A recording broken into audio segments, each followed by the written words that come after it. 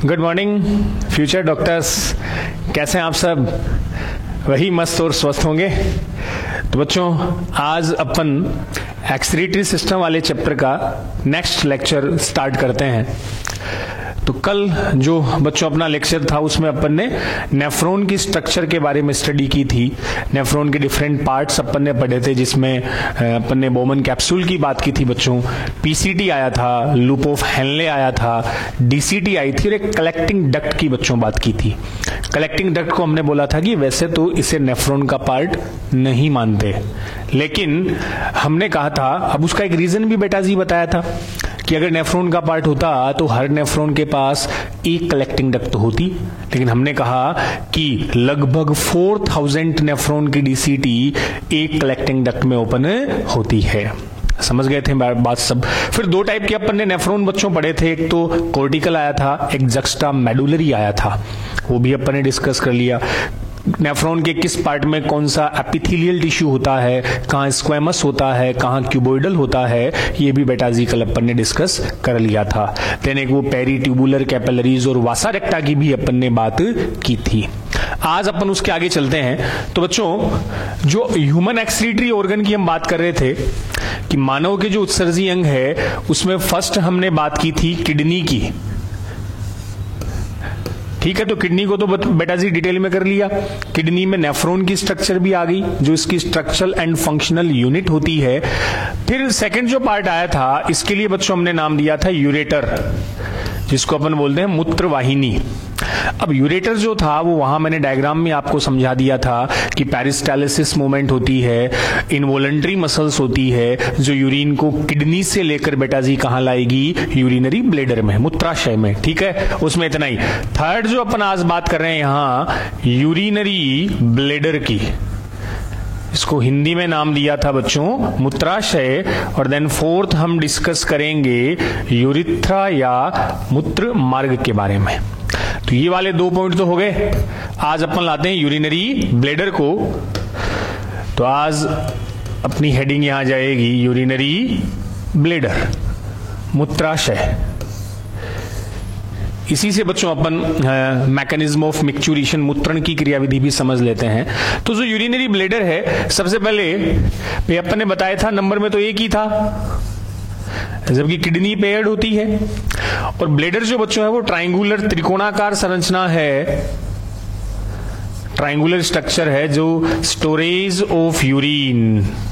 तो मूत्राशय का काम ही क्या हुआ? मूत्र का क्या करता है? संचय करता है, स्टोरेज ऑफ यूरिन। और बेटा जी इसकी कैपेसिटी, क्षमता कि मूत्राशय जो अपना ब्लेडर है वो कितना यूरिन स्टोर कर सकता है, तो कैपेसिटी की बात आए तो कितना? तो बेटा जी यूरिन स्टोर की कैपेसिटी लगभग 800 से 1000 लीटर, नहीं मिलीलीटर। अरे कोई टंकी थोड़ी है पानी की। 800 से 1000 मिलीलीटर, लगभग 1 लीटर यूरिन को ये क्या कर सकता है? स्टोर कर सकता है एट ए टाइम। अब ब्लेडर में दो बेटा जी इंपॉर्टेंट चीजें, एक तो एपिथेलियम जो होती है, फिर से बता रहा हूं मैं, ट्रांजिशनल एपिथेलियम। याद करो टिश्यू वाला चैप्टर, हिंदी में नाम दिया था संक्रमणकारी उपकला। संक्रमणकारी उपकला, जिसको अपन प्लास्टिक एपिथेलियम भी बोलते हैं। अरे वही ट्रांजिशनल जिसमें कौन सी कैपेसिटी आई थी? फैलने की कैपेसिटी, एक्सपेंशन कैपेसिटी होती है। तो जैसे जैसे बच्चों यूरिन आएगा, ब्लेडर फैलता है। वो किसकी वजह से होगा? इसमें प्रेजेंट ट्रांजिशनल एपिथेलियम की वजह से, संक्रमणकारी उपकला की वजह से। क्लियर थी बात? एक ब्लेडर में मसल्स भी याद रख लियो, डेट्रूसर मसल्स प्रेजेंट होती है। एक इंपॉर्टेंट मसल्स का नाम लिख रहा हूं, डेट्रूसर पेशी। तो ब्लेडर की मसल्स तो है डिट्रूसर, और एपिथेलियम कौन सी है? ट्रांजिशनल। और ये जो मसल्स है बेटा वो इनवॉलंटरी होती है, अनैच्छिक पेशी होती है, इनवॉलंटरी होगी ना। तो मैच्योरेशन, जब यूरिन आएगा तो ब्लेडर फैलेगा, जब मूत्र का त्याग करते हैं, डिस्चार्ज करते हैं तो कॉन्ट्रैक्ट होगा। तो बेटा जी इनवॉलंटरी अनैच्छिक। तो यूरिनरी ब्लेडर के लिए 2 वर्ड। ब्लेडर की मसल्स पूछे तो कौन सी बताओगे? डिट्रूसर। ब्लेडर में एपिथेलियम कौन सी आएगी? Transitional epithelium. इसमें फैलने की कैपेसिटी होती है। तो मसल्स तो इनर है, ट्रांजिशनल इनर, ये एक्सटर्नल, इसकी पोजीशन बेटा जी होती है। तो एपिथेलियम इनर लेयर के फॉर्म में रहती है, वो डिट्रूसर आउटर, जो कैसी रहेगी? Involuntary muscles. अब डिट्रूसर से मिलता जुलता एक वर्ड और आता है, ये अलग से ध्यान रख लियो। ये तो है डिट्रूसर। एक मैंने लिखा डार्टोस मसल। अगर डार्टोस पेशी आए तो बेटा जी कहां मिलेगी? टेस्टिस में। तो मिलता जुलता वर्ड इसलिए यहां बता दिया मैंने। डार्टोस मसल की बात आए तब तो वृषण टेस्टिस में है, और यहां ये कौन सी मसल है? डिट्रूसर मसल्स, जो किस में मिलेगी? यूरिनरी ब्लेडर में। अब बच्चों जो ब्लेडर है ये बर्ड्स में, क्रोकोडाइल में,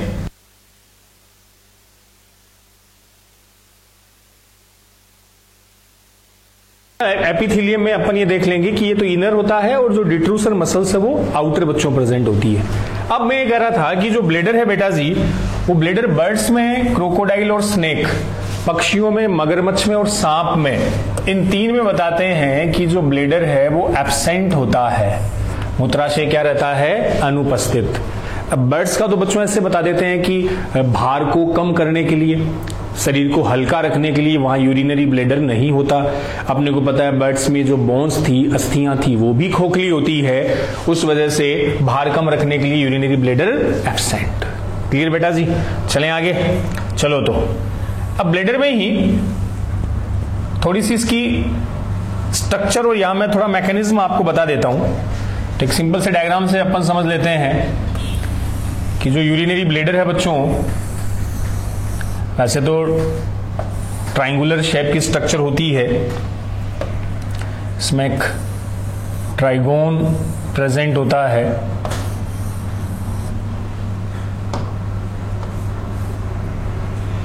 ये जो ट्राइगोन है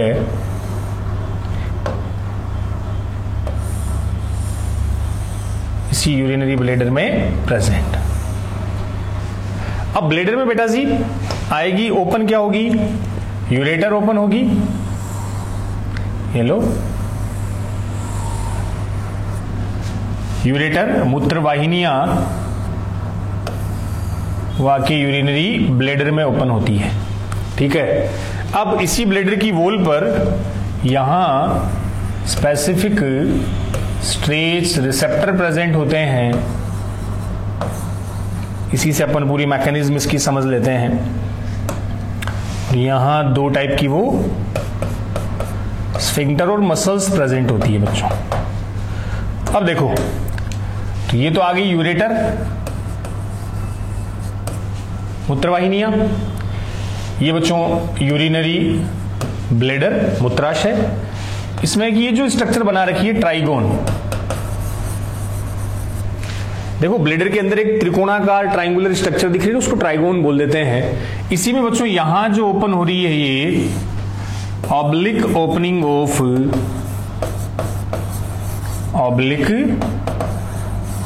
ऑफ यूरेटर। ये काम की चीज देखो बेटा जी।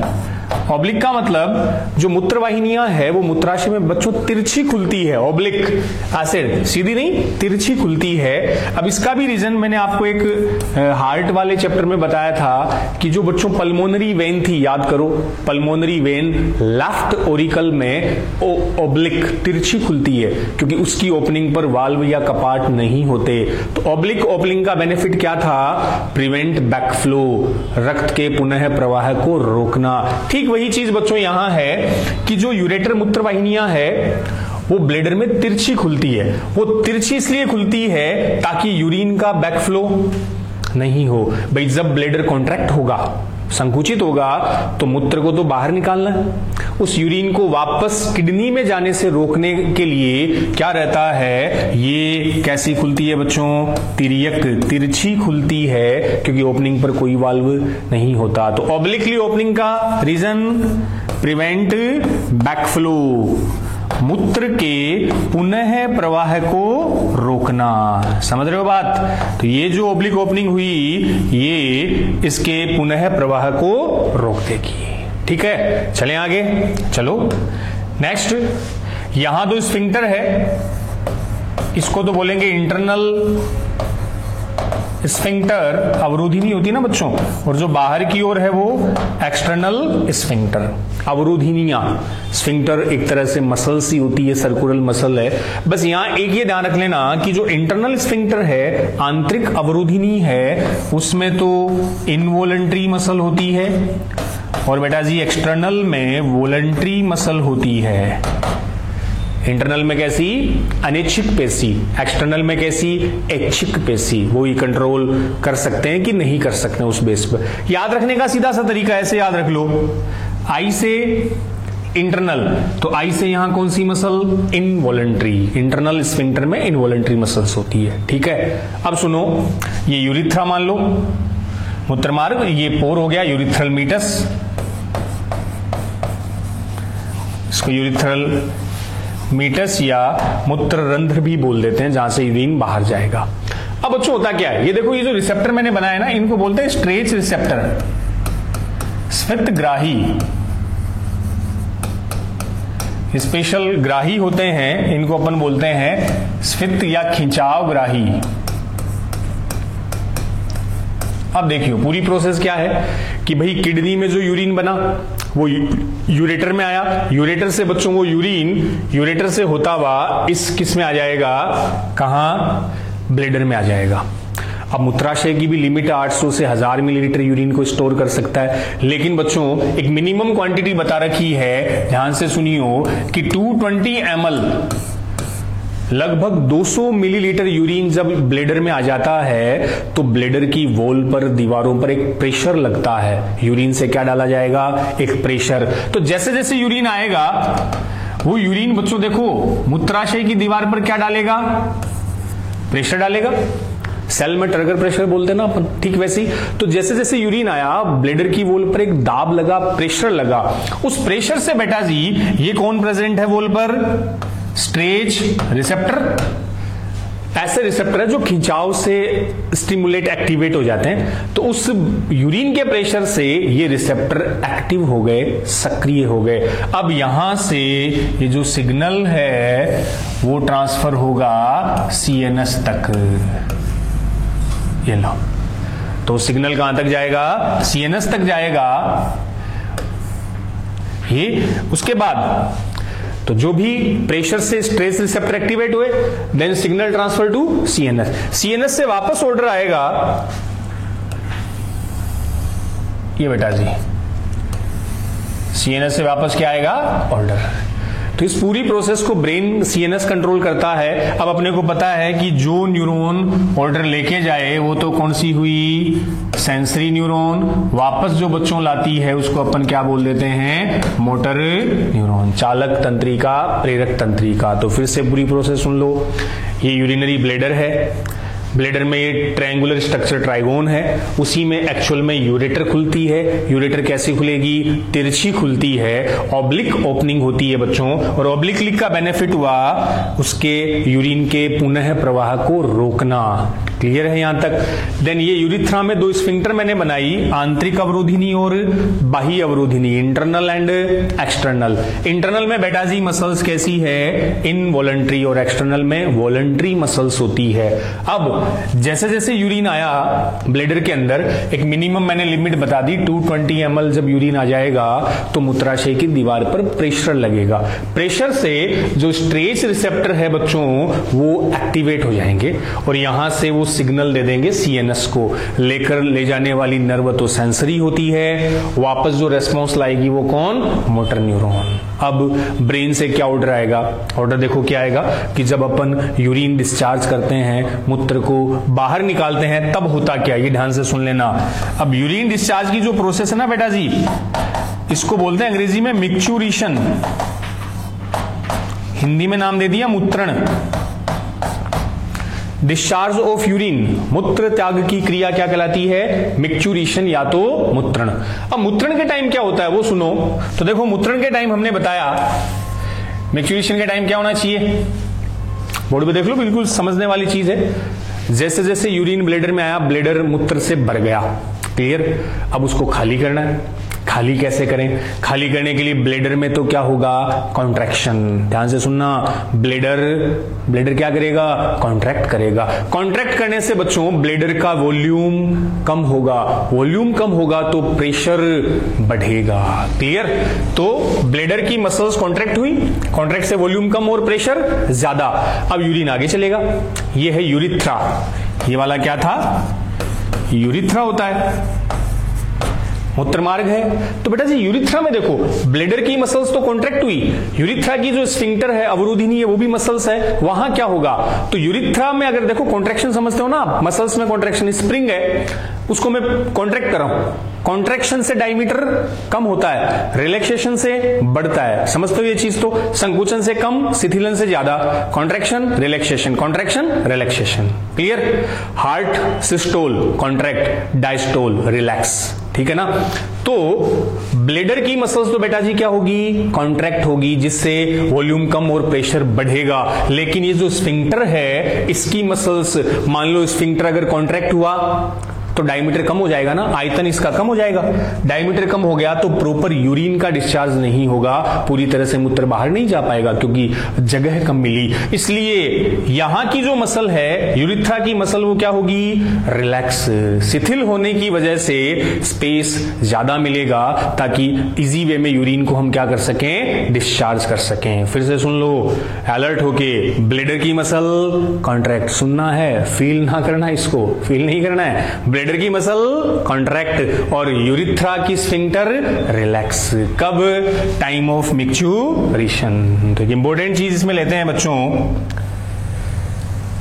हमने क्या बोल दिया कि ड्यूरिंग मैच्योरेशन या मूत्रण के time muscles of urinary bladder और स्फिंक्टर, अवरोधिनी, स्फिंक्टर भी एक तरह से क्या है, मसल्स ही होती है। तो ब्लेडर की मसल्स तो बच्चों क्या होगी, कॉन्ट्रैक्ट होगी, और जो स्फिंक्टर है वो स्फिंक्टर की मसल्स क्या होगी, रिलैक्स होगी। तो एक इंपॉर्टेंट याद रख लियो कि जब हम मूत्र त्याग करते हैं उस टाइम ब्लेडर कॉन्ट्रैक्ट होगा, स्फिंक्टर रिलैक्स होगा, शिथिल होगा। यही सेम चीज यही याद रख लो, ये बात भी। ये तो मैच्योरेशन मूत्र त्याग हो गया, इसी से कनेक्टेड एक वर्ड लिख रहा हूं मैं, इससे तो क्या मिलता जुलता, डीफिकेशन। यही बता देता हूं मैं आपको, मल त्याग, अपचित भोजन का बाहर निष्कासन, डीफिकेशन, मल त्याग कहलाता है एनस के द्वारा। जबकि यूरिन को बच्चों बाहर निकालना क्या कहला रहा था, मैच्योरेशन या तो मूत्रण। डीफिकेशन में ऐसा सा कुछ होता है, बस डिफरेंस ये है कि डीफिकेशन में बच्चों ब्लेडर नहीं होगा, ब्लेडर में तो यूरिन आता है। अपचित भोजन जो मल है, फीकल मटेरियल है, वो कहां स्टोर होता है, रेक्टम, मलाशय में। तो बच्चों डीफिकेशन के time muscle of rectum, bladder की जगह मैंने क्या लिख दिया, मलाशय की पेशियां, और वहां पर भी वही स्फिंक्टर होती है, अवरोधिनी भी होती है। तो सेम यहीं याद रख सकते हो कि जब हम अपचित भोजन को बाहर निकालते हैं तो रेक्टम की मसल्स में भी क्या होता है, कॉन्ट्रैक्शन, और उस टाइम भी स्फिंक्टर कैसी रहेगी, रिलैक्स। तो ये चीज आप यहीं से याद रख सकते हो। तो कॉन्ट्रैक्ट होगा तो वॉल्यूम कम और प्रेशर बढ़ेगा, बट स्फिंक्टर दोनों ही कंडीशन में क्या रहेगी, रिलैक्स। समझ गए, दोनों कनेक्ट करके। बस यूरिन से है तब तो ब्लेडर होगा, और मल त्याग फीकल मटेरियल है तो बच्चों को कहां स्टोर होता है, मलाशय में, रेक्टम में। ठीक है, क्लियर है ना। चलें आगे, चलो। तो ये मैच्योरेशन की प्रोसेस आ गई। इसी में ये जो नर्वस से कंट्रोल हो रहा है तो इसको ये बोल देते हैं न्यूरल मैकेनिज्म ऑफ मैच्योरेशन। इसके लिए एक वर्ड दे रखा है कॉल्ड मैच्योरेशन रिफ्लेक्स। अपने एनसीईआरटी की लाइन है, इसको बोल देंगे मूत्रण प्रतिवर्त। तो ये जो पूरी मूत्र त्याग की जो तंत्रिकीय क्रियाविधि है, न्यूरल मैकेनिज्म ना, सिग्नल सीएनएस तक गए वापस आए, तो ये जो नर्वस है इसका वॉलंटरी कंट्रोल हो रहा है, ऐच्छिक जो सिग्नल आ रहे हैं, इस पूरी प्रोसेस को बोलते हैं मिक्चुरेशन रिफ्लेक्स। अब बेटा जी इसको एक नर्वस सिस्टम से भी कंट्रोल होता है, ये एसएनएस और पीएसएनएस, ये मैंने नर्वस सिस्टम में आपको बता रखा है, सिंपैथेटिक एंड पैरासिम्पैथेटिक। ध्यान है, अनुकंपी पर अनुकंपी दोनों के काम एक दूसरे के क्या बताए थे, विरोधी, एंटागोनिस्टिक। तो पीएसएनएस तो क्या करेगा, कॉन्ट्रैक्शन इन यूरिनरी ब्लैडर, जबकि सिंपैथेटिक जो है वो इसको रिलैक्स करेगा। काम दोनों के एक दूसरे के क्या होते हैं, एंटागोनिस्टिक। तो जब बच्चों सिग्नल पैरासिम्पैथेटिक नर्वस सिस्टम से आएंगे, परानुकंपी से आएंगे, तो ब्लेडर की मसल्स में क्या होगा, कॉन्ट्रैक्शन होगा, और जब कॉन्ट्रैक्शन होगा तभी कौन सी प्रोसेस होगी, मिक्चुरेशन या तो मूत्रण। तो इसको ऐसे याद रख लो, आपसे ऐसे पूछ लिया कि अगर सिग्नल पैरासिम्पैथेटिक नर्वस सिस्टम से आते हैं तो क्या होगा, मिक्चुरेशन होगा। अगर सिग्नल सिंपैथेटिक से आते हैं तो मिक्चुरेशन नहीं होगा, उस टाइम ब्लेडर क्या होता है, रिलैक्स होता है, शिथिल होता है। ठीक है, ये हमने बात कर लिया यूरिनरी ब्लेडर की, और ब्लेडर के साथ बेटा जी हमने डिस्कस कर ली मैकेनिज्म ऑफ मिक्चुरेशन की, मूत्रण की क्रियाविधि। ठीक, चलें आगे। चलो फिर फोर्थ जो पार्ट था यूरिथ्रा, इसको अपन मूत्र मार्ग बोलते हैं, जिस मार्ग से हम यूरिन को बाहर निकालेंगे बेटा जी वो यूरिथ्रा होता है। ये एम्ब्रियोलॉजी से भी कनेक्टेड है, ह्यूमन रिप्रोडक्टिव सिस्टम से भी कनेक्टेड है, तो दोनों चीजें मैं आपको यही मिक्स करके बता देता हूं। तो यूरिथ्रा जो एक्चुअल में है, इसको बेटा जी अपन अलग अलग पढ़ लेते हैं। मेल और फीमेल में कुछ डिफरेंस होते हैं। मेल यूरिथ्रा, नर का मूत्र मार्ग, और यहां मैंने लिखा फीमेल यूरिथ्रा, मादा मूत्र मार्ग। तो वो वाला पाथ जहां से यूरिन को हम बाहर रिलीज करेंगे। तो मेल और फीमेल यूरिथ्रा में डिफरेंस देखो बेटा जी, 2-4 मेजर डिफरेंस।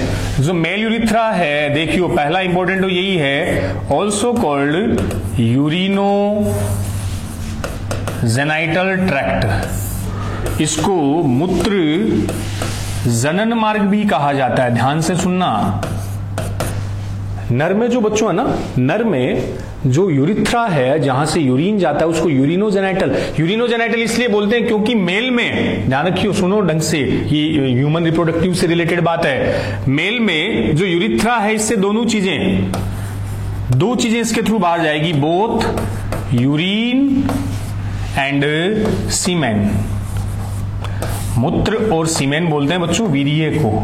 वीर्य ऐसा फ्लूइड जिसमें कौन हो, स्पर्म, शुक्राणु होते हैं। तो मेल में, नर में क्या होता है कि मूत्र, यूरिन और सीमेन, स्पर्म, वीर्य, इसको ले जाने के लिए एक ही मार्ग होता है, या यूरिन और स्पर्म दोनों एक ही रास्ते से बाहर आते हैं। इसलिए बच्चों इसको संयुक्त रूप से क्या नाम दे दिया, यूरिनोजेनाइटल ट्रैक्ट, मूत्र जनन मार्ग। जनन इसलिए क्योंकि इससे बाहर कौन आएंगे, स्पर्म आएंगे, शुक्राणु, यूरिन आ ही रहा है। पहली चीज ये। फीमेल में यूरिनोजेनाइटल ट्रैक्ट वर्ड यूज नहीं किया जाता, फीमेल में केवल यूरिथ्रा बोलते हैं क्योंकि उससे केवल यूरिन आएगा, कंडक्ट ओनली यूरिन। तो फीमेल में वहां केवल किसका संचरण होता है, यूरिन का, वहां, जबकि मेल में यूरिन और स्पर्म दोनों बाहर आएंगे, इसलिए इसको यूरिनोजेनाइटल वर्ड भी यूज करते हैं। तो पहली इंपॉर्टेंट चीज, यूरिनोजेनाइटल टर्म केवल मेल के लिए, फीमेल के लिए वर्ड यूज नहीं किया जाता। ठीक है बेटा जी, चलें आगे। चलो अगला जो डिफरेंस है, अगला डिफरेंस लेंथ में है कि भाई मेल में जो यूरिथ्रा है वो 15 to 17 सेंटीमीटर लेंथ में होता है, 15 to 17 सेंटीमीटर। फीमेल में कंपैरेटिवली छोटा है, only 4 centimetre in length. Male में जो यूरिथ्रा, इसके बच्चों 3 पार्ट होते हैं, प्रोस्टेटिक, मेम्ब्रेनस, झिल्लीमय, याद रखो तो, और एक पेनाइल पार्ट, जबकि फीमेल यूरिथ्रा में ऐसे पार्ट नहीं होते। तो कहने का मतलब जो मेल का यूरिथ्रा नर मूत्र मार्ग है उसके 3 भागों में डिवाइड करते हैं। एक कहलाता है प्रोस्टेटिक, बीच वाला मेम्ब्रेनस, झिल्लीमय और पेनाइल पार्ट। ये मैं आपको डिटेल में ह्यूमन रिप्रोडक्टिव सिस्टम में बताऊंगा। एक ग्लैंड बच्चों प्रोस्टेट ग्लैंड आती है, उसके आसपास प्रोस्टेटिक है, फिर मेम्ब्रेनस है, फिर कौन सा पार्ट, पेनाइल है। जबकि मादा मूत्र मार्ग में ऐसे भाग नहीं होते।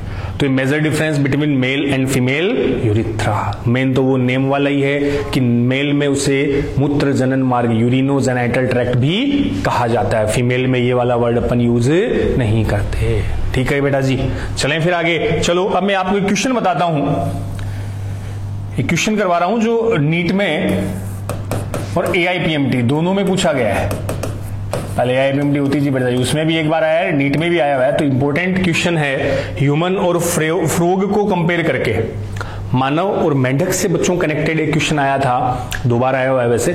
वैसे तो फ्रोग सिलेबस में नहीं है, लेकिन मैं कहता हूं ना फ्रोग के कई बार ह्यूमन से कनेक्ट होकर क्वेश्चन आ जाते हैं। जनरली अपनी जो फिजियोलॉजी है, जो अलग अलग सिस्टम है, वो कई बार फ्रोग से कनेक्टेड होकर सिस्टम पर बेस्ड क्वेश्चन आ जाते हैं। तो मेन जो फ्रोग से कनेक्टेड आएंगे बेटा जी मैं आपको बताता रहूंगा। तो यहां क्वेश्चन ये था, मैं जैसे आपको पहले समझा देता हूं कि मेल ह्यूमन, फीमेल ह्यूमन और मेल फ्रोग, नर मेंढक, इनका कंपेयर करते हुए आया था। बिल्कुल सिंपली तरीके से मैं आपको समझाता हूं कि भाई बेटा जी male human kidney, female human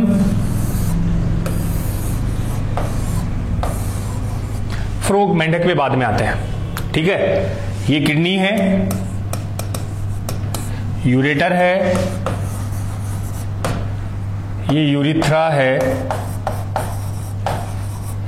ये यूरिनरी ब्लेडर है। ठीक है, ये लो, ये भी यूरिथ्रा है, यूरेटर है, ब्लेडर है। ध्यान से सुन लेना क्या कैसे क्वेश्चन बनते हैं, मैं सारी एक्सप्लेन कर देता हूं। पहले नर मानव में आते हैं, मेल ह्यूमन में। तो मेल ह्यूमन में बेटा जी जो यूरेटर है, मूत्रवाहिनी, यूरेटर किसको कंडक्ट करेगी? नर में यूरेटर जो है वो किसको लेकर जाएगी? यूरिन को लेकर जाएगी, स्पर्म को लेकर जाएगी, या दोनों को लेकर जाएगी? दोनों। डुक्के पड़ेंगे, दोनों करोगे तो -5 होगा, एक नेगेटिव और -5 हो जाएंगे, क्वेश्चन गलत हो जाएगा। भेजा लगाओ कभी तो। अरे यूरेटर पूछ रहा है, यूरेटर से तो केवल क्या जाएगा? ओनली यूरिन जाएगा। स्पर्म यहां कहां से आए? ये तो किडनी से आ रहा है, किडनी से तो यूरिन बना, तो यूरिन गया यूरेटर से यूरिनरी ब्लेडर में। हाँ, यूरिथ्रा की अगर बात आए, मेल में यूरिथ्रा की अगर बात आए, तब बेटा जी क्या बोलो? यूरिथ्रा यूरिन और सीमेन या स्पर्म दोनों को लेकर जाता है। समझ गए? तो जो यूरिनोजेनाइटल वाला वर्ड था ना, मूत्र जनन मार्ग, वो हम यूरिथ्रा को बोलते हैं, वो यूरेटर के लिए यूज नहीं करोगे। यूरेटर से तो केवल कौन आ रहा है? यूरिन आ रहा है। क्लियर? चलें फिर आगे। चलो अब मैं बात करूं फीमेल ह्यूमन की। फीमेल में क्या, मादा में यूरेटर और यूरिथ्रा दोनों ही पूछ लो। यहां तो यूरिनोजेनाइटल वर्ड यूज करेंगे नहीं, तो चाहे यूरेटर की बात आई या यूरिथ्रा की, दोनों से केवल क्या आएगा? Conduct only urine. यहां से केवल मूत्र बाहर आएगा। ठीक है ना, ये चीज अभी अपन ने डिस्कस कर ली थी। और यूरिथ्रा से यहां यूरिन और स्पर्म दोनों बाहर आएंगे मेल में, इसलिए यूरिथ्रा को हमने क्या वर्ड दिया था? यूरिनोजेनाइटल ट्रैक्ट, मूत्र जनन मार्ग। अब चलो इसको थोड़ा फ्रोग से कंपेयर करते हैं। किससे बेटा जी? फ्रोग से। मेंढक में देखो क्या होता है, फ्रोग में, मेल फ्रोग की मैं बात कर रहा हूं। तो नर जो मेंढक है, इसमें एक छोटा सा डिफरेंस आता है, और ये क्वेश्चन पूछा गया है इन फ्रोग से कंपेयर करके। मेल फ्रोग में क्या होता है कि बेटा जी जो टेस्टिस है, कौन? टेस्टिस, वृषण, टेस्टिस जिसमें स्पर्म बनते हैं, टेस्टिस वहां कनेक्टेड होता है किडनी से। देखियो, जो टेस्टिस है मेल फ्रोग में, वो कनेक्टेड होता है किडनी से, और टेस्टिस और किडनी से कंबाइनली एक ट्यूब बाहर आती है, ये लो। तो मेल फ्रॉग में वृषण और किडनी, वृषण और वृक्क दोनों इंटरकनेक्टेड होते हैं, दोनों फंक्शनली अटैच्ड होते हैं क्रियात्मक रूप से। कैसे? अब टेस्टिस से देखो बच्चों, ये डक्ट आ रही है, वास इफ्रेंसिया शुक्रवाहिका इसको बोलते हैं। तो टेस्टिस में जो स्पर्म बने, शुक्राणु बने, वो इस वास इफ्रेंसिया से पहले किडनी में आए, दोनों कनेक्टेड है। मेल ह्यूमन नर मानव में अपने में ऐसा नहीं होता है। और यहां फिर एक डक्ट कंबाइनली बनती है जिसको बोलते हैं बिडर कैनाल। क्या वर्ड यूज किया मैंने? Bidder canal. फिर किडनी से जो बेटा जी बाहर आएगी वो यूरेटर, मूत्र वाहिनी। वो कौन सी आ गई? यूरेटर। तो मेल फ्रॉग में क्या होता है कि टेस्टिस में जो स्पर्म बने किससे होते हुए? वास इफ्रेंसिया से होते हुए किडनी में आए। किडनी में वो क्या बना रहे हैं? Bidder canal. बिडर कैनाल इस नलिका को बोलते हैं। अब किडनी में ही बच्चों यूरिन बना, वो यूरिन भी इसी में आ गया, और किडनी से जो बाहर आई उसको हमने क्या नाम दे दिया? यूरेटर, मूत्र वाहिनी। तो यहां देखो, नर मानव में, मेल ह्यूमन में जो यूरेटर थी वो तो केवल किसको लेके जा रही थी? यूरिन को, समझ गए ना? जबकि यहां फ्रॉग में बेटा जी जो यूरेटर है वो यूरिन भी लाएगी और वो स्पर्म भी लाएगी, समझ गए? इसलिए यूरेटर को यहां क्या बोल सकते हैं? यूरिनो जेनाइटल डक्ट, मूत्र जनन मार्ग। ठीक है? तो मेल ह्यूमन में यूरेटर केवल यूरिन, जबकि मेल फ्रॉग नर मेंढक में यूरेटर से यूरिन भी आएगा और स्पर्म दोनों आएंगे, बिकॉज वहां टेस्टिस किडनी से कनेक्टेड होते हैं। ठीक है? तो ये जो पाथ था टेस्टिस से वास इफ्रेंसिया, वास इफ्रेंसिया से फिर बिडर कैनाल, फिर यूरेटर, और इनमें फ्रॉग में बेटा जी मैंने आपको वहां बताया था टेक्सोनोमी में कि इनमें एनस नहीं होती। एम्फीबिया और बर्ड्स में जो फाइनल पोर है उसको क्या बोलते हैं? क्लोएका, अवस्कर बोलते हैं। वहां से फिर वो बाहर चला जाएगा। तो इस डायग्राम से आप इजीली ये डिफरेंस समझ सकते हो। तो ये अपना ह्यूमन का एक्सक्रीटरी ऑर्गन के वो जो अलग अलग पार्ट है, जिसमें फर्स्ट हमने बात की किसकी? किडनी की, फिर हमने बात की यूरेटर की, फिर हम यूरिनरी ब्लैडर, ब्लैडर से अपन ने मिक्चुरेशन, मूत्रण की क्रियाविधि समझ ली बच्चों। फिर हमने डिस्कस किया यूरिथ्रा, जिसमें मेल और फीमेल यूरिथ्रा के डिफरेंसेस के बारे में। अब जो अगला पॉइंट अपना है, नेक्स्ट में बात करूं ऑर्निथीन साइकिल। नेक्स्ट बेटा जी मैकेनिज्म से पहले अपन एक पॉइंट उठाते हैं, ऑर्निथीन साइकिल, ऑर्निथीन चक्र। इसको यूरिया साइकिल भी बोलते हैं। इसे साइंटिस्ट के नेम पर क्रेब्स हैंसिलेट साइकिल भी बोला जाता है। Krebs Henseleit cycle. तो ऑर्निथीन साइकिल एक एमिनो एसिड है ऑर्निथीन, इसके नाम से बेटा जी लिया है ऑर्निथीन साइकिल। ये एमिनो एसिड इसमें काम आएगा। यूरिया साइकिल इसलिए बोलते हैं क्योंकि इस साइकिल से हम यूरिया बनाएंगे, फॉर्मेशन ऑफ यूरिया होता है, और ये साइंटिस्ट के नेम पर है क्रेब्स हैंसिलेट साइकिल। अब देखो समझते हैं पहले कि है क्या ऑर्निथीन साइकिल। मैंने चैप्टर स्टार्ट हुआ उस दिन बताया भी था कि बेटा जी इसमें अपने को क्या करना है कि भी जो अमोनिया बना है, फर्स्ट प्राइमरी एक्सक्रीटरी प्रोडक्ट तो अमोनिया होता है, लेकिन अमोनिया बॉडी के लिए कैसा है? हाईली टॉक्सिक, विषैला है। विषैला है इसलिए बॉडी उसे स्टोर नहीं रख सकती। तो बेटा जी अपनी बॉडी अमोनिया से क्या बना लेगी? यूरिया। तो अमोनिया से यूरिया बनना ही क्या कहलाता है? ऑर्निथीन साइकिल या यूरिया साइकिल। तो इसकी रिएक्शन जैसे मैं सिंपली समझा दूं कि इसमें बेटा जी एक तो CO2, 1 mole of CO2, 2 mole of ammonia और 3 ATP खर्च होते हैं, तब जाके एक क्या बनता है? यूरिया। सिंपली इस रिएक्शन की अगर बात करें तो इसमें 1 CO2, 2 अमोनिया और 3 ATP काम आ गए और बना क्या? यूरिया। तो देखो बेटा जी ATP खर्च हो रहे हैं, काम आ रहे हैं, तो एक्सर्गोनिक है कि एंडर्गोनिक है? एंडर्गोनिक होगी ना। ऊष्मा जो भी यूज अपन करते हैं इसको, एक्सर में तो एटीपी बाहर आएंगे, इसमें एटीपी काम आते हैं। क्लियर पहली चीज। दूसरी, ये क्वेश्चन बच्चों पुराना पूछा हुआ है कि ऑर्निथीन साइकिल से कौन से वेस्ट प्रोडक्ट को बाहर निकाला जाएगा। अच्छा क्वेश्चन था। ऑर्निथीन साइकिल के द्वारा कौन से अपशिष्ट पदार्थों को हटाया जाता है? तो किसको हटाओगे? तो ये मत बोल देना कि यूरिया हटाया जाता है, ऑर्निथिन साइकिल से बेटा जी यूरिया नहीं हटाएंगे। ऑर्निथिन साइकिल से तो CO2 और अमोनिया ये जुड़कर क्या बना रहे हैं, यूरिया। तो बॉडी में से जो ऑर्निथिन साइकिल है वो किसे हटा रही है, ध्यान से सुनो, वो किसको हटा रही है, CO2 और अमोनिया को। यूरिया को तो ऑर्निथिन साइकिल से बनाया जा रहा है। तो ये काम की चीज कि ऑर्निथिन साइकिल से कौन सा वेस्ट प्रोडक्ट हटाया जा रहा है, तो उसमें आंसर आएगा CO2 एंड अमोनिया। इन अपशिष्ट पदार्थों को ऑर्निथिन साइकिल से हटा दिया जाता है। हाँ, बनता इसके दौरान क्या है, यूरिया बनता है, वो हटता नहीं है। ठीक है बेटा जी। अब रिमूवल वेस्ट के बाद इसकी लोकेशन अगर पूछें, स्थल साइट की ऑर्निथिन साइकिल कहां चलती है, तो बेटा जी दो जगह, cytoplasm and mitochondria of liver cell. कहां लोकेशन है, लीवर सेल में। लीवर में चलता ऑर्निथिन साइकिल। लीवर सेल के भी साइटोप्लाज्म और किस जगह, माइटोकॉन्ड्रिया में। माइटोकॉन्ड्रिया में इसलिए क्योंकि वहां एटीपी खर्च हो रही है, काम आ रही है। और लीवर सेल को वैसे हम एक और वर्ड दे देते हैं, हेपेटोसाइट भी बोलते हैं। हिपेटर वर्ड लीवर के लिए आता ना, साइट का मतलब क्या हो गई, सेल। तो ऑर्निथिन साइकिल जिसको क्या नाम दिया, यूरिया साइकिल। ऑर्निथिन साइकिल बेटा जी इसलिए क्योंकि इसमें ऑर्निथिन एमिनो एसिड काम आएगा। यूरिया साइकिल इसलिए बोला क्योंकि इसमें यूरिया बनेगी। और क्रेब्स सेंसिलेट साइंटिस्ट के नेम पर हमने रख दिया। एक CO2, 2 अमोनिया, 3 ATP काम आए, तब जाके क्या बना, एक यूरिया।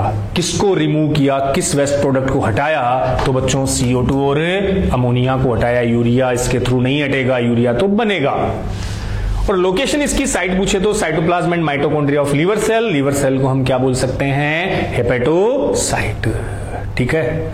अब चलो इस पूरी ऑर्निथिन साइकिल को मैं एक डायग्रामेटिक आपको समझा देता हूं, सिंपली कौन कौन से अमीनो एसिड कैसे क्या आते हैं। तो फटाफट बेटा जी, सबसे पहले देखो प्रोसेस ये है, फिर मैं एक डायग्राम दिखा के आपको बता भी दूंगा कि अमोनिया से क्या रिएक्ट किया, CO2, एक अमोनिया एक CO2 जुड़ा, और पहला जो प्रोडक्ट बना वो कार्बामोइल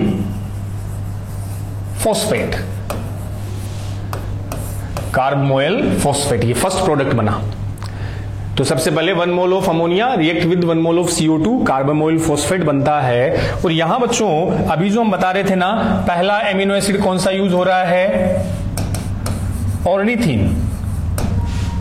ऑर्निथिन जो एमिनो एसिड है वो देन रिएक्ट करेगा इस कार्बामोइल फॉस्फेट से, और दूसरा एक एमिनो एसिड यहां बनेगा सिट्रुलिन। अगला एमिनो एसिड क्या बना, सिट्रुलिन। सिट्रुलिन से फिर अगले स्टेप पे बनता है आर्जिनिनो सक्सिनिक एसिड। पहले बता देता हूं, आर्जिनिनो सक्सिनिक एसिड का ब्रेकडाउन होता है, एक और एमिनो एसिड बेटा जी आया आर्जिनिन। आर्जिनिन से यहां ऑर्निथिन, और इसी जगह बाहर निकलेगा यूरिया। एंजाइम वगैरह पे आते हैं अपन। तो सबसे पहले 1 mole of ammonia react with 1 mole of CO2, carbamoyl phosphate पहला प्रोडक्ट बनता है, जो रिएक्ट करता है किससे, इस ऑर्निथिन से। ये पहला एमिनो एसिड यहां यूज हो रहा है, ऑर्निथिन प्लस कार्बामोइल फॉस्फेट जुड़कर बेटा जी क्या बनाएंगे, सिट्रुलिन। सिट्रुलिन भी एक क्या है, एमिनो एसिड है। फिर यहां देखो सिट्रुलिन के बाद इस जगह एक और बाहर से एमिनो एसिड यूज होता है, एस्पार्टिक एमिनो एसिड। इसका जो एमिनो ग्रुप है वो यहां के फ्यूज होगा, बाहर से एस्पार्टिक एमिनो एसिड, इससे एमिनो ग्रुप वो आके जुड़ा। तो देखो कितने अमोनिया बताए थे आपको, 2। पहला अमोनिया बेटा जी यहां काम आ गया, दूसरा अमोनिया यहां काम आया। CO2 कितनी काम आई, 1। ATP कितने, 3। तो 3 ATP कहां, पहले 2 ATP तो यहां खर्च हुए, पहले स्टेप में ही कितने काम आ गए, 2 ATP। फिर जो तीसरा ATP है बेटा जी वो यहां यूज होगा, 3 ATP खर्च हो गए। फर्स्ट स्टेप में 2 ATP, इस जगह तीसरा ATP। तो सिट्रुलिन में जब एस्पार्टिक का अमोनिया जुड़ा तो अगले प्रोडक्ट को बेटा जी यहां क्या बनाया, आर्जिनिनो सक्सिनिक एसिड बना। आर्जिनिनो सक्सिनिक एसिड का जब ब्रेकडाउन होगा, टूटेगा, तो एक और एमिनो एसिड यहां बना आर्जिनिन। ये अमीनो एसिड है। तो देखो 3 इंपॉर्टेंट अमीनो एसिड मैंने यहां बनाए हैं। ये अमीनो एसिड पूछे जा सकते हैं, एक तो ऑर्निथीन, एक इंपॉर्टेंट सिट्रुलिन और एक बेटा जी आर्जिनिन। अब आर्जिनिन, ऑर्निथीन, सिट्रुलिन, आर्जिनिन का जब ब्रेकडाउन होगा तो बाहर क्या निकल जाएगा? यूरिया। ये जो यूरिया है, इस यूरिया को हम बेटा जी यहां लीवर में तो रखेंगे नहीं, लीवर से कहां पहुंचा देंगे? किडनी के पास। ले जाएगा कौन? वाया। बॉडी में लाने ले जाने की रेस्पॉन्सिबिलिटी किसकी होती है? ब्लड की। तो जो यूरिया बना वो लीवर से कहां चला जाएगा? किडनी। और लेके कौन जाएगा उसको? ब्लड लेकर जाएगा। तो सीधा सा है, याद हो जाए तो अच्छी बात है, वरना ये जो लास्ट स्टेप है ना इधर वाली, ये इंपॉर्टेंट स्टेप है, इसको याद रख लियो। यूरिया बनने वाली जो फाइनल स्टेप वो ये है बेटा जी आर्जिनिन। आर्जिनिन का ब्रेकडाउन होगा ऑर्निथिन में और यूरिया में, और यूरिया फिर लीवर से कहां जाएगा? किडनी के पास चला जाएगा। लेकर कौन जाएगा? ब्लड। वाया ब्लड के थ्रू ट्रांसपोर्ट होता है। तो फटाफट अमोनिया CO2 रिएक्ट करके कार्बामोइल फॉस्फेट, ये ऑर्निथिन से रिएक्ट करके सिट्रुलिन, सिट्रुलिन से फिर एक अमोनिया जुड़ेगा तो आर्जिनिनो सक्सिनिक एसिड, जो टूटेगा आर्जिनिन में, आर्जिनिन फिर टूटेगा ऑर्निथिन और यूरिया में। क्लियर? अब यहां एक छोटे से एक आध एंजाइम भी, एक तो यहां मेन एंजाइम बच्चों ये याद रख लियो, इस जगह एक एंजाइम आता है आर्जिनेज। आर्जिनेज ये इंपॉर्टेंट एंजाइम है, स्टेप भी इंपॉर्टेंट है।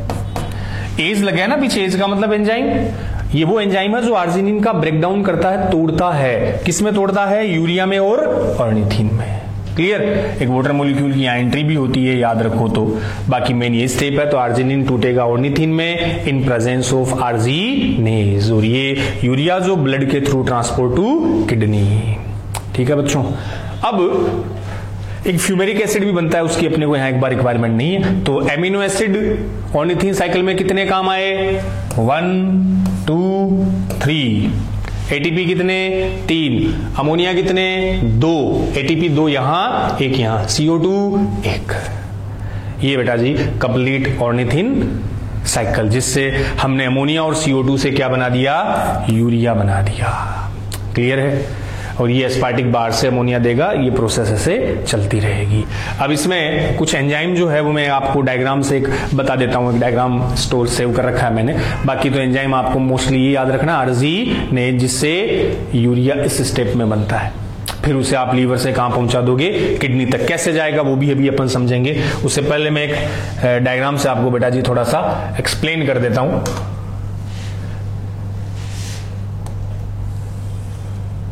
ये डायग्राम देखियो, दिख रहा है?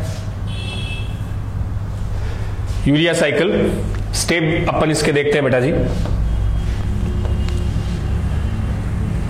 तो देखियो, सबसे पहले CO2 रिएक्ट विद अमोनिया, दिख रहा है ना? CO2 रिएक्ट विद अमोनिया, ये वाली स्टेप क्या बना? Carbamoyl phosphate. ये पहला प्रोडक्ट यहां बन गया कार्बामोइल फॉस्फेट। और जो एंजाइम यहां काम आ रहा है वो कार्बामोइल फॉस्फेट सिंथेटेज। याद रखो तो सिंथेटेज हर उस जगह काम आता है जहां कोई प्रोडक्ट सिंथेसाइज हो रहा है, बन रहा है। तो कौन बन रहा है? कार्बामोइल फॉस्फेट बन रहा है। तो एंजाइम आ गया कार्बामोइल फॉस्फेट सिंथेटेज।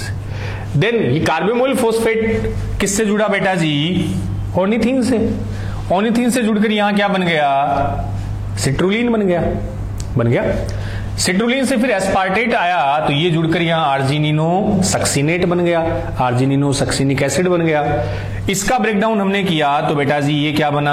आर्जिनिन, और साइड में फ्यूमेरिक एसिड बाहर निकल जाता है। आर्जिनिन ये सबसे इंपॉर्टेंट स्टेप है, arginine in presence of arginase. ये देखो आर्जिनेज की प्रेजेंस में ये एक तो क्या बना देगा? ऑर्निथिन, और एक यहां ये क्या बन गया? यूरिया। इसी यूरिया को हम यहां से कहां ले जाएंगे? किडनी पे। ठीक है? अब यहां देख लो, ये जो थोड़ा सा कलर है ना, ये इतना जो बॉक्स बना है बेटा जी, ये वाला बॉक्स, ये तो माइटोकॉन्ड्रिया में, ये रिएक्शन माइटोकॉन्ड्रिया में है, ये साइटोप्लाज्म में चल रही है। लीवर में 2 जगह बताई थी ना आपको, लीवर की साइटोप्लाज्म में और लीवर के माइटोकॉन्ड्रिया में। तो ये वाला जो पार्ट दिख रहा है इधर वाला, ये तो साइटोप्लाज्म में, ये वाली रिएक्शन चल रही है लीवर की सेल की माइटोकॉन्ड्रिया में। क्लियर? ये देखो एक यहां स्टार लगा रखा है, इस स्टार का मीनिंग यहां है, ये पूछा तो नहीं जाता, फिर भी ध्यान रख लेना आप, ये एक रेट लिमिटिंग स्टेप है। मतलब कार्बेमोल फोस्फेट का बनना जो पहला स्टेप है वो इस रिएक्शन, इस पूरी साइकिल की स्पीड को लिमिट करता है, कंट्रोल करता है, बनने की प्रोसेस को रेगुलेट करता है। तो ये फर्स्ट स्टेप पे कार्बेमोल फोस्फेट सिंथेसिस वाला ये एंजाइम, ये अपनी कंप्लीट यूरिया साइकिल। क्लियर है? तो इसमें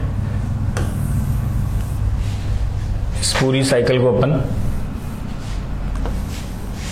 साइड में कर देते हैं, ठीक है? अपने वाले उसी से आप देख लियो, कोई दिक्कत नहीं है। नेक्स्ट बेटा जी आगे चलते हैं। अब वो जो मैं बता रहा था कि भाई यूरिया बन तो गया, अब उस यूरिया को लीवर से कहां पहुंचाओ? किडनी तक। तो उसके लिए बोल देंगे conduction path of urea, urea संवहन का मार्ग, कि जो यूरिया किडनी में सॉरी लीवर में बना, उसे लीवर से बेटा जी कहां पहुंचाना है आपको? किडनी तक पहुंचाना है, लीवर टू किडनी। अब अपने को ये तो पता है कि लेकर कौन जाएगा? ब्लड जाएगा, लेकिन कैसे जाएगा? किस किस मार्ग पाथ से होते हुए जाएगा? कहां से होते हुए जाएगा? तो ऐसा नहीं है कि लीवर में बना, ये लीवर है, ये अपनी दो किडनी है, तो ऐसा नहीं कि लीवर में बना सीधा ही किडनी के पास आ गया, ऐसा नहीं होता बेटा जी। एक पूरा पाथ फॉलो करता है। कैसे? तो पूरा पाथ देखो, इसमें अपन सर्कुलेटरी सिस्टम को भी कनेक्ट करते हैं। कैसे कनेक्ट करते हैं? तो देख लियो, पूरा पाथ में बता दूं तो सबसे पहले साथ साथ चलेंगे अपन। ये मान लो अपना लीवर है, लीवर में क्या बना? यूरिया लीवर में बना। अब लीवर से बेटा जी ऑर्गन से बाहर कौन आती है? आर्टरी की वेन। भगवान के लिए आर्टरी तो मत बोलना, ये तो गलत मत बोलो। ऑर्गन में आती, ऑर्गन में आर्टरी है, ऑर्गन के बाहर कौन जाएगी? वेन जाएगी ना, ये तो पढ़ा अपन ने। तो लीवर में जो यूरिया बना उसे बाहर कौन लेके गई? Hepatic when. लीवर से तो हिपेटिक वेन बोल दो। अब हिपेटिक जो वेन है बेटा जी, वेन जो होती है वो किसमें खुलती है? वेना केवा, महाशिरा में। ये समझने के लिए सर्कुलेटरी सिस्टम देख लेना, उसके लेक्चर ढंग से वहां बता रखा अपन ने।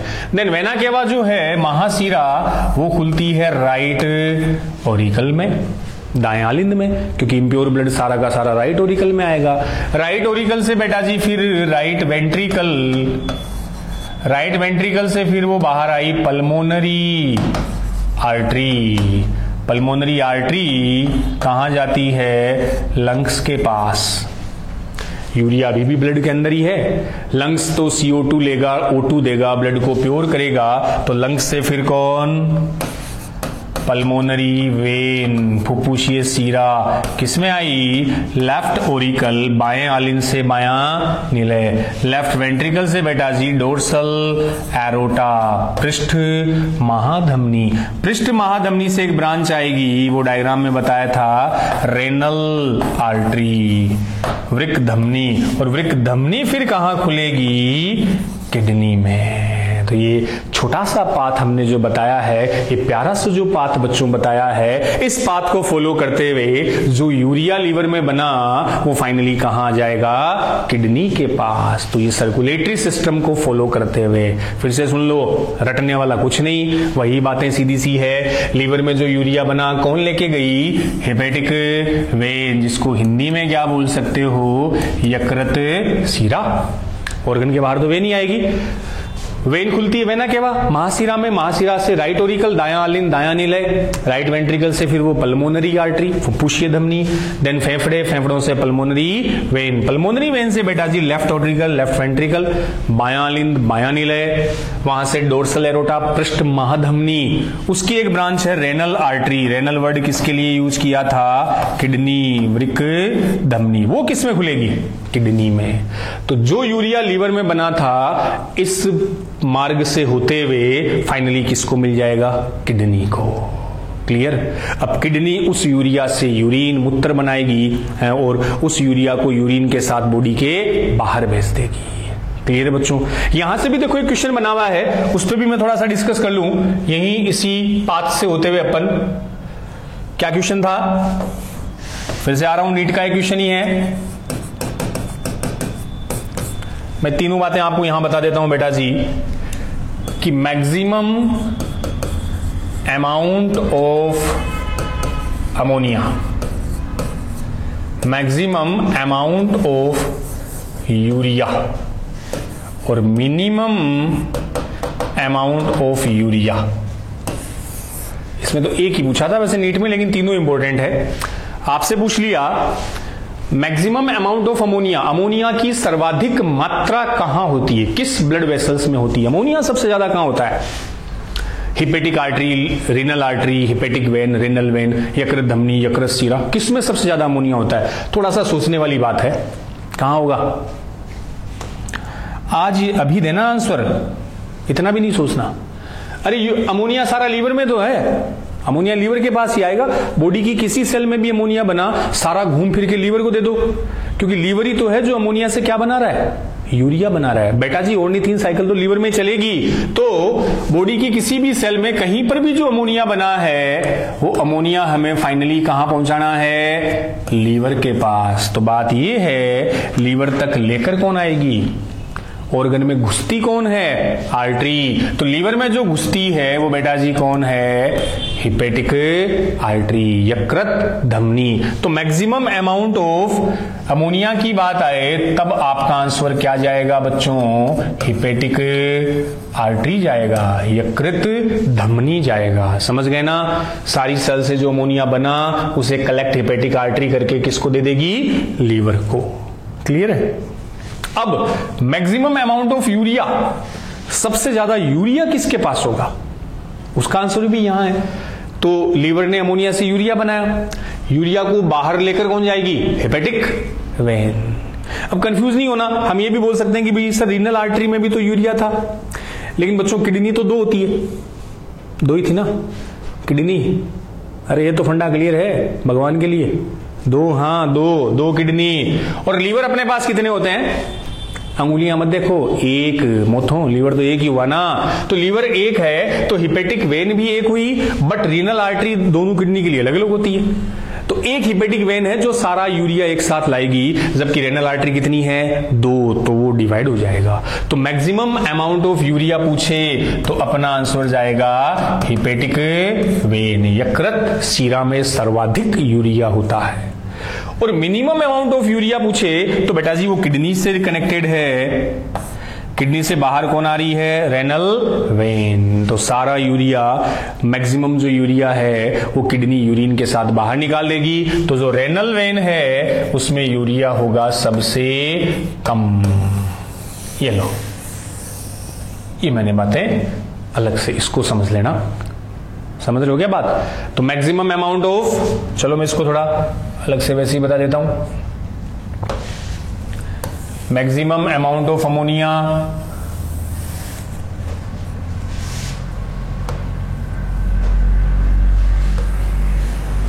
अलग से बेटा जी ये देख लो। तो maximum amount of ammonia hepatic artery, maximum amount of urea hepatic when, ठीक है। और मिनिमम अमाउंट ऑफ यूरिया, सबसे कम यूरिया की अमाउंट पूछे तो वो आ जाएगा रेनल वेन, वृक्क शिरा में। तो ये आज अपन ने डिस्कस किया किसके बारे में? यूरिनरी ब्लेडर के बारे में पढ़ लिया। मैकेनिज्म ऑफ बेटा जी मैच्योरेशन आ गई, मूत्र त्याग की क्रियाविधि पढ़ ली। यूरिथ्रा के बारे में डिस्कस कर लिया, मेल और फीमेल यूरिथ्रा के डिफरेंस पढ़ लिए। एक इंपॉर्टेंट मेल यूरिथ्रा और फ्रोग में मेल वाला जो यूरिथ्रा था उसको अपन ने कनेक्ट कर लिया, यूरेटर वाले वो कैसे पाथ, यूरिन किससे, स्पर्म किससे, वो एक डिफरेंस कंपैरिजन अच्छे से आप देख लेना। देन अपन ने एक ऑर्निथिन साइकिल इंपॉर्टेंट पॉइंट उसको डिस्कस कर लिया कि कैसे 1 CO2, 2 अमोनिया, 3 ATP खर्च होते हैं और यूरिया मोलिक्यूल बनता है। फिर हमने ये बता दिया कि यूरिया जो बच्चों लीवर में बना है वो कैसे ब्लड से होते हुए किडनी तक पहुंचता है। तो आज अपन ने ये कुछ बातें डिस्कस की। अगला बेटा जी जो लेक्चर होगा हम उसमें मैकेनिज्म ऑफ यूरिन फॉर्मेशन वाला पॉइंट उठाएंगे, मूत्र निर्माण की क्रियाविधि, जिसके 3 स्टेप हम पढ़ेंगे।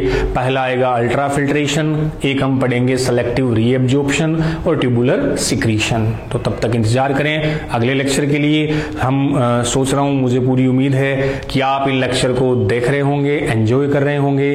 तो बेटा जी लगे रहो, एग्जाम अपना अब जैसे जैसे दिन जा रहे हैं पास ही आता जा रहा है। और साथ में क्रैश कोर्स वाले बच्चों के लिए स्पेशली जो टेस्ट सीरीज अपन ने चला रखी है, जो स्वाभिमान रैपिड रिवीजन टेस्ट सीरीज चला रखी है, वैसे तो सभी बच्चों के लिए फ्री ऑफ कॉस्ट है, लेकिन आपसे जो भी जुड़ा हुआ हो आप तो दे ही दें। अपने से जुड़े हुए कोई भी बच्चे, किसी भी कोचिंग के बच्चे हो, आप उन्हें मोटिवेट करके वो टेस्ट सीरीज ज्वाइन करवाएं, क्योंकि ये वो फिनिशिंग फाइनल